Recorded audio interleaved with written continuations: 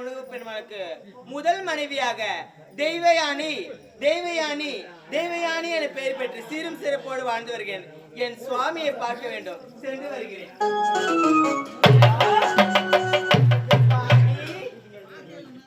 அன்பு மலர் பாதமதை பணிந்தே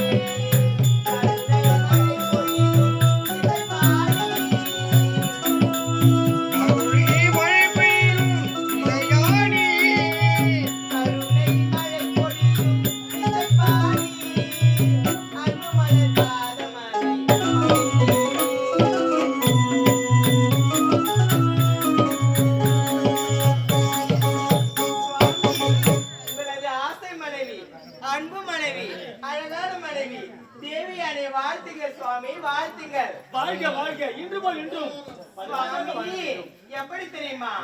மனம் படைத்தேன் உன்னை நினைப்பதற்கு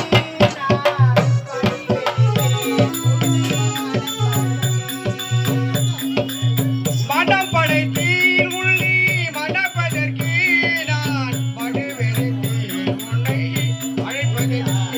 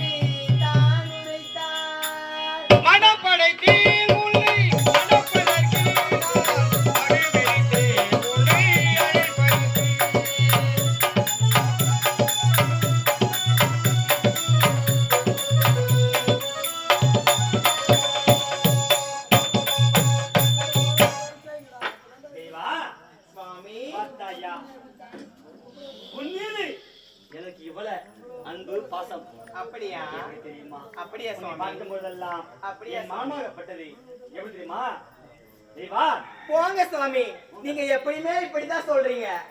6 மாசம் வந்து அன்பை பொய்ன்னு போயிடுறீங்க. 6 மாசம் ஆளையே காணாம போறீங்க.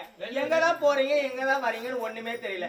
கேட்டா நான் பக்தர்களுக்கு படி இழக்க போறேன், பக்தர்களுக்கு படி இழக்க போறேன்னு சொல்லிட்டு போறீங்க. என்ன இது சுவாமி நியாயம்? 6 மாதமாக இதற்கும் இந்த பாமர மக்களுக்கு, இந்த முருகனையே நினைத்து கொண்டிருக்க மக்களுக்கு பச்சளிப்புத்திர வழக்கம். அப்படியா சுவாமி? ஏதோ பெண் புத்தி பின் புத்தி என்று உரைப்பார்கள். அதனால் நான் தான் உங்க மேல தவறா சந்தேகப்பட்டுட்டேன் சுவாமி. சந்தேகமா? ஆமா சுவாமி. எது சந்தேகம் வந்தாலும் இந்த மனம் இன்னும் கவலைப்படாது. அப்படியா? தெரியுமா இவா, உன்னை தினம் தேடும் தலைவர்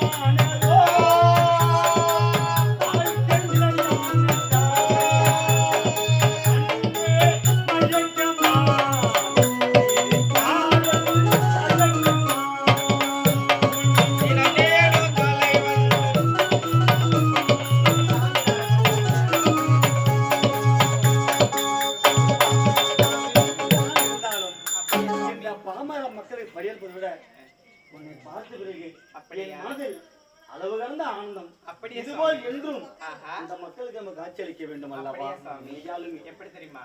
எப்படி சாமி காட்சி? மனதில் ஆசை உண்டா? என் மனசுல எந்த ஆசையும் இல்லை சாமி. நான் நினைத்தா போல இருக்கிறது. எப்படி சுவாமி?